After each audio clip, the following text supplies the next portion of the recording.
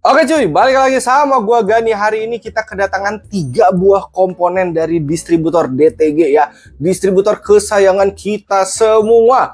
Ada casing, ada water cooling sama RAM teman-teman ya. Dan untuk casing sama water coolingnya ini baru banget launching teman-teman di tanggal 22 September kalau di US-nya, kalau di kitanya di tanggal 23 September teman-teman ya.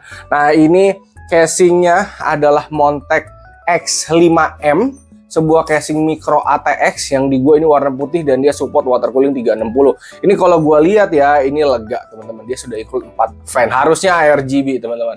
Terus ada water cooling Montech Hyperflow Digital 240 ya, water cooling 240 yang ada digital di waterblocknya. Sama ini ada RAM dari V-Color ya, V-Color Manta Xfinity DDR5 ya. Kita akan rakit pakai komponen ini teman-teman ya. Dan komponen lainnya yang dipakai ada Mobo B860M, ada Intel Ultra 7 265KF, terus ada NVMe Gen 4, ada VGA-nya RTX 5060 Ti 16GB sama PSU 750 watt ya. Dan kita langsung aja teman-teman ya ke proses perakitan si PC ini. Ini dia guys komponen yang akan kita pakai ya. Mobo B860, Intel Ultra 7 265KF sama NVMe Gen 4 ya, ini udah kepasang. Kita tinggal pasang bracket water cooling sama RAM ya. Nah, ini dia RAM-nya ya, V-Color Manta Xfinity ya.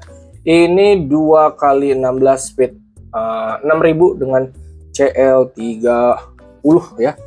Kita kalau ngomongin RAM-nya V-Color, ini sambil pasang water cooling ya, nggak akan pernah habis ya, karena itu RAM-nya bagus teman-teman. Gua pribadi, PC pribadi waktu itu pakai yang V-Color SCC Kit yang DDR4 pada saat masih pakai DDR4 teman-teman. Dan gue sampai sekarang masih nungguin V-Color SCC Kit yang DDR5 ya. Mudah-mudahan mereka bikin guys, karena gue agak gelisah juga yang ngelihat RAM yang kayak 4 slot RAM begini kan disaraninnya 2 keping teman-teman. Tapi gue pengennya ada 4-4-nya penuh. Nah, pada saat DDR4 itu ada V-Color SCC Kit. Bisa tuh kita masang 4 slot RAM penuh, tapi RAM-nya 2x8. Nah, gue berharap sekarang mereka bikin lagi ya. BTW ini untuk water coolingnya ada selongsong untuk kunci pasnya ya, buat ngencengin. Gue berharap mereka bikin lagi guys. Jadi, kalau mereka bikin pasti gue pakai tuh. RAM-nya 4 keping, tapi yang aslinya 2x16, sisanya lampu-lampuan guys. Ini RAM-nya warna apa ya? Warna black sih di sini ya. Gak apa-apa guys, kita rakit putih, RAM-nya hitam dikit gak apa-apa. Mobonya kan abu-abu juga. Nah, ini Xfinity, dia ada lampunya guys ya.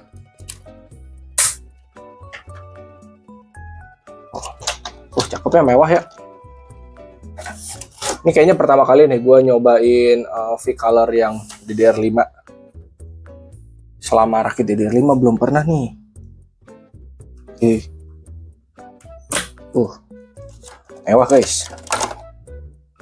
Gila, lampunya mewah banget ini. Tempat iniannya. Nanti kita lihat ya hasil nyalanya gimana. Sip. Bagian ini udah, sekarang kita menuju ke casingnya. Ini dia casingnya teman-teman ya. Montech X5M. Jadi ngebukanya tarik ke sini terus geser ke belakang dikit terus angkat ya.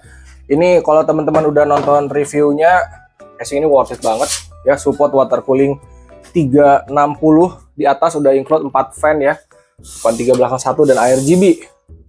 Oke, tapi untuk rakitan kali ini kita pakai water coolingnya 240 ya teman-teman ya. Oke, kita akan pasang 240 di atas. Tapi kalau misalnya kalian mau pakai 360, casing ini juga support banget ya. Nah, ini udah ada velcro-nya di sini, jadi kita kalau kabel manajemen awal bisa langsung ke sini teman-teman ya. Oke, tapi kalau misalkan mau di kabel tis juga boleh.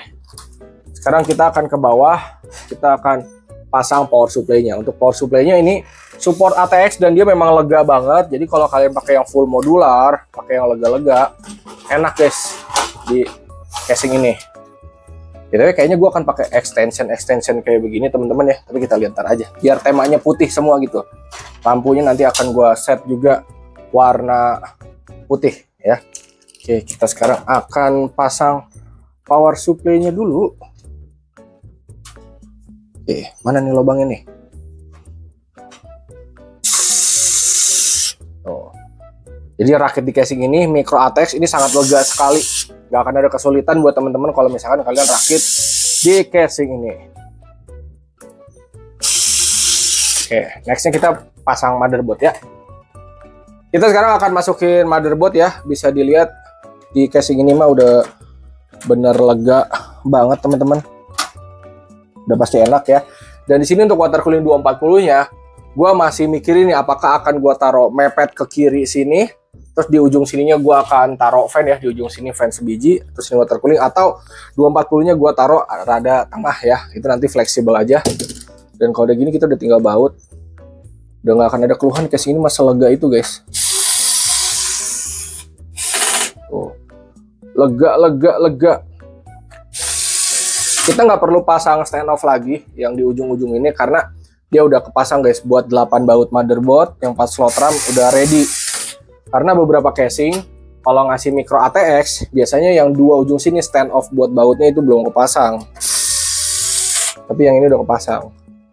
Jadi rakit di casing ini itu benar-benar enak. Lu tinggal masukin power supply, masukin seperangkat motherboard, pasang water cooling, selesai. Sama pasang VGA udah. Montek dari zaman X3 juga tidak mengecewakan guys. Dia sebagus itu guys. Yang X5 ini lebih enak. Oke, habis ini gue colok-colokin kabelnya dulu, gue rapin dulu, baru kita pasang si radiatornya ya. Oke teman-teman, kita akan pasang radiator ya. Radiator water coolingnya. Tadi gue mencoba untuk ke pojok sini, lalu di sini masang fan 120. Ternyata ya masuk, cuman yang bisa dibaut yang bagian sini. Cuman 2 di sini, bagian sininya nggak bisa. Jadi untuk water coolingnya kita akan pasang rada tengah, teman-teman ya. Oke, rada kopong dikit, tidak apa-apa ya. Tapi masih cakep kok. Yang penting performa. Nanti kalau misalkan kalian pakai casing ini, gue lebih prefer, gue lebih sangat menyarankan ya, ambil hyperflow-nya yang 360 guys. Biar apa? Biar pas. Tunggu, kenapa gua grogi masang begini?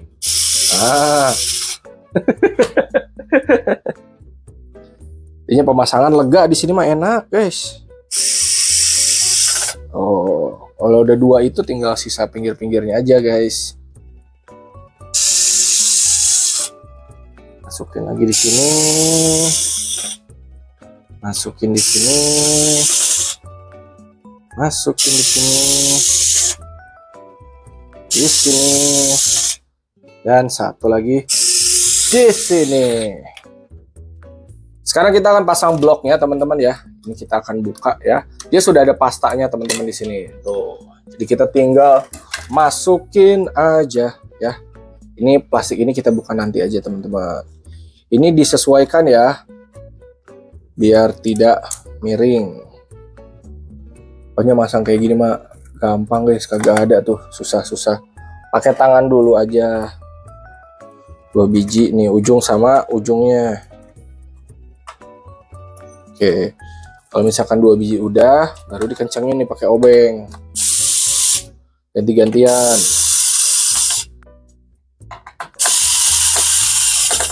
Sampai nggak bisa muter aja. Kalau udah baru pinggir-pinggirnya.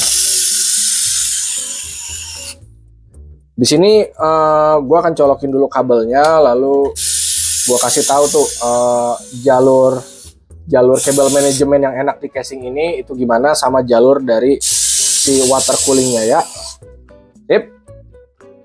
Oke guys, ini dia udah gue colok-colokin ya. Jadi kalau dari water cooling ini PWM buat water blocknya gue colokin ke sini. Terus RGB 3 pin sama USB 2 ke belakang bareng sama fan radiator ke belakang terus ke bawah sini. Jadi PWM-nya ke sini, RGB-nya ke sini sambungin ya sama USB 2 ke sini. Oke. Kalau dari belakang ya kurang lebih seperti ini teman-teman untuk area kabel manajemennya ya. Dari casing ada front panel dan kawan-kawan, udah ngikut dari bawaan alur ya ke sini ke bawah. USB 3 sama Type C naik lagi ke sini, USB 2 sama audio ke sini, front panel ke kolong ya. Kalau fan yang depan tadinya kan kabelnya dia di sini. Gue pindahin semua lewat kolong, gue buka dulu depannya, gue masukin kolong sini, sama fan belakang ini bawah sini. Ya, jadi jalurnya masih gampang banget. Terus untuk dari radiator tadinya tuh gue pengennya tuh ke sini guys, atau enggak ke belakang ke sini. Cuma kabelnya tidak sepanjang itu untuk nyolokin ke motherboard. Posisi ARGB 3 pin ini ada di sini. Jadi mau nggak mau gue harus lurus ke bawah sini. Ya ini nggak masalah teman-teman. Kalau misalkan kalian pengen lebih rapi, misalkan mau lewat sini bisa, tapi kalian pakai controller ARGB di sini. Gitu, atau di sini. Jadi fleksibel. Kalau kabel manajemen gini selama casingnya bisa ketutup, ya udah cukup guys. Dari power supply 24 pin ke sini ya gue pakai extension, 8 pin VGA ke kolong, 8 pin Mobo ke atas ya. Jadi untuk perkabel-kabelan di sini masih gampang banget. Sebelum pasang VGA kita akan tutup dulu ya. Gas filter atas kita tutup. Oke, sama ini side panel ya. Dan balik lagi, side panel selama dia bisa ditutup, ya udah guys. Selama nggak ada ngebelendung, kayak gini udah, wis. Ini ketutup aja. Lagi. Oke, udah deh. Begini kita tinggal pasang VGA aja. Sebelum pasang VGA, kita harus buka dulu guys ya. Sebenarnya harusnya dari awal sih ngebukanya, tapi nggak apa-apa karena ini sistemnya bukan yang dipatahin. Jadi misalkan ngebuka sekarang atau terakhir nggak apa-apa guys, cuek. Intinya rakit di casing ini sama sekali tidak ada keluhan, beneran segampang itu. Begini kita tekan, kita akan masukin si VGA-nya ya. Ini pas nih nuansa putih ya. Lampunya gue bikin putih atau bikin pink ya? Kita lihat aja deh, fleksibel ya. Oke, coba mentok gak? Aman ya. Sip. Udah gini kita tinggal baut lagi. Udah deh. Rakit PC di casing ini cakep banget. Jadi ini cocok buat teman-teman yang pengen rakit nuansa PC-nya rada gede, tapi dia masih main micro ATX, karena harga PC yang bisa dibilang cukup terjangkau memang di micro ATX. ATX sama mini ATX harganya rada lumayan guys. Tuh, tapi balik lagi ya selera, itu mah lu mau ATX kayak mau micro, mau mini, bebas. Ini kita tinggal colokin deh si 8 pinnya. Udah deh, kita nyalain ya. Sudah clear semua, sudah dicolokin ke listrik, langsung aja kita nyalain PC-nya ya. Nah, oke. PC-nya sudah nyala, kita tinggal tunggu dia masuk ke layar, lalu kita nanti akan buka ini sambil download aplikasi untuk display water coolingnya. Oh ya guys, karena ini RAM-nya speednya 6000, jangan lupa masuk ke BIOS untuk nyalain XMP-nya dulu ya teman-teman ya, biar dia jalannya 6000, karena kalau misalkan default jalannya cuma 4800. Kita sudah masuk ke Windows, dan buat mastiin kalian bisa buka Task Manager. Nah, kalian cek tuh speednya udah jalan 6000 ya ini ya, jadi sudah sesuai dengan keterangan dari RAM-nya. Oke guys, sesuai perintahnya, kalau misalkan di sini aplikasinya tidak terdownload otomatis, kalian bisa buka websitenya ya, dan kalian bisa search aja di Google Montec Hyperflow Digital ya. Kalian klik, pilih 240 ya, lalu klik download. Di sini ada Hyperflow Digital Setup ya. Nanti dia akan nge-download teman-teman. Kalau udah download, kita tinggal tungguin sampai kelar, terus kita install.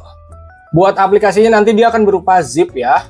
Kalian bisa buka atau kalian boleh ekstrak dulu, tapi di sini gue akan langsung buka filenya dan langsung install ya. Kalau udah gini kita tinggal next, create desktop shortcutnya dicek saja, next, dan habis itu kita launch teman-teman. Kita tinggal tungguin si aplikasinya muncul. Nanti dia akan muncul di sini, dan jangan lupa lepas si plastik ininya teman-teman ya.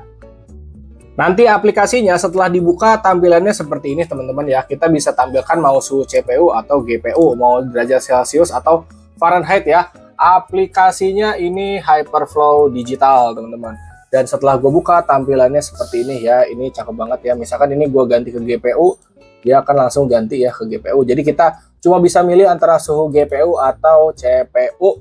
Dan ini valid ya. Di sini 40-an derajat, suhu di sininya juga 40-an derajat ya, ini 43, 40, ini juga sama ya. Jadi untuk suhunya di displaynya dengan di sini, dengan di aplikasi HW Monitor itu sudah valid. Sebelum kita ke testing, ini casing kan memang support buat ganti-ganti warna lampu ya teman-teman ya. Dan karena gua colokin RGB 3 pin ya itu ke motherboard, berarti kita udah sinkron ke motherboard ya. Jadi ganti warna via tombol reset atau tombol kecil yang di samping power ini itu nggak akan berfungsi. Kalau kalian pengen ganti warnanya via tombol yang di casing, RGB-nya dicabut ya teman-teman ya. Dan ini udah bisa ganti via aplikasi. Misalkan nih yang lampu casing ya, gua mau ganti statis putih, ya udah bisa ya. Misalkan mau jadi merah juga ya bisa ya. Jadi warnanya udah terserah kalian ya. Di sini banyak banget nih, misalkan mau push ini bisa, mau wave rainbow juga bisa, mau statis putih bisa, intinya lampu-lampuan bisa ya. Lampu water cooling ini juga dia bisa teman-teman ya. Misalkan kalian mau ngeganti warnanya, misalnya gue ganti putih ini bisa, ganti ngeblink kayak gitu juga bisa teman-teman. Intinya per lampu-lampuan di sini sudah bisa ya. RAM juga di sini bisa gantinya, bisa pakai aplikasi Signal RGB ataupun aplikasi RGB bawaan motherboard. Intinya per lampu-lampuan di casing ini udah bisa. Testing yang pertama di sini gue akan stress CPU ya pakai AIDA 64 ya. Kita akan melakukan 1 menit seperti biasa ya. Dan aplikasinya tidak akan gue close ya. Tertinggi di sini ada di 58 derajat ya untuk Ultra 7265 KF ya. Kita tungguin 1 menit bakal mentok berapakah suhunya ya. Oke, sudah 1 menit ya. Tertinggi di sini ada di 61 derajat. Kita stop dulu ya. Jadi untuk suhu di sini aman banget ya, dingin anjay. Dia di 40-an lagi tuh. Setelah di stop dia turun lagi ke 42, 43 ya. Dan ini tampilan cakep ya. Selain dia display di sini, di pinggir-pinggirnya tuh ada lampunya juga guys. Tuh ya, jadi memang rainbow ya. Karena gue emang set rainbow aja. Kalau misalnya kalian mau set satu warna, itu bisa juga teman-teman ya. Oke, habis ini kita akan testing benchmark game. Kita masuk di Shadow of the Tomb Raider teman-teman ya. Di game ini kalau gua lagi mau benchmark kadang suhu prosesor suka naik tinggi teman-teman. Oke, untuk settingannya gua akan bikin dia 2K ya, eksklusif full screen dan semuanya mentok ya. Ultra ya. Oke, kita langsung running aja benchmarknya. Nah, pada saat nunggu kayak gini terkadang suhu si prosesor suka naik teman-teman.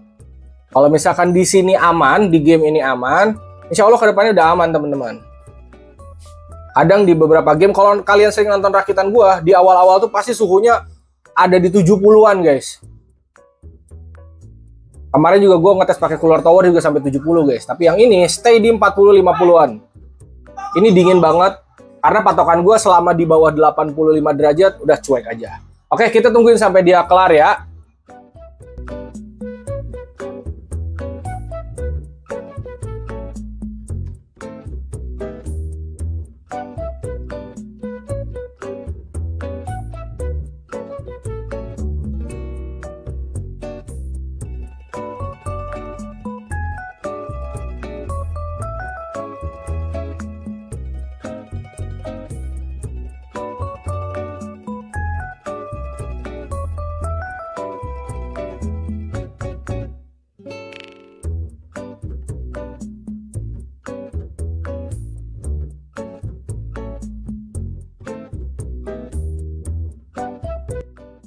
Tomb Raider udah teman-teman ya.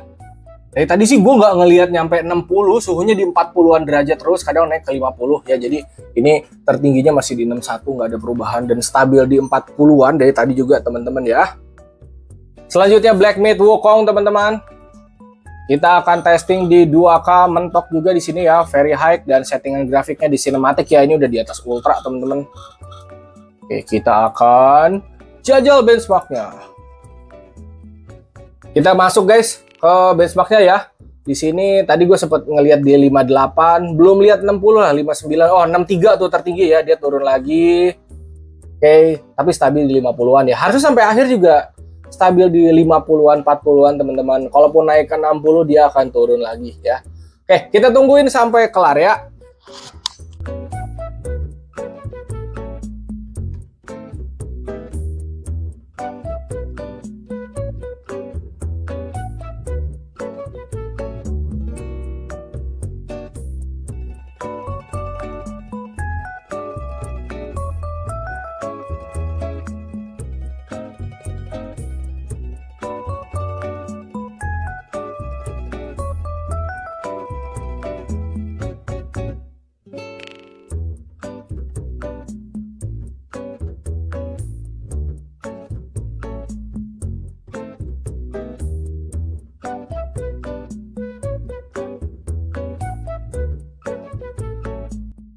Kita sudah clear juga teman-teman ya untuk benchmark Wukong, harusnya 2 game itu sama stress test tadi sudah mewakili ya. Tertinggi di sini masih 61, tapi tadi gua ngelihat dia sampai ke 63 tapi turun lagi.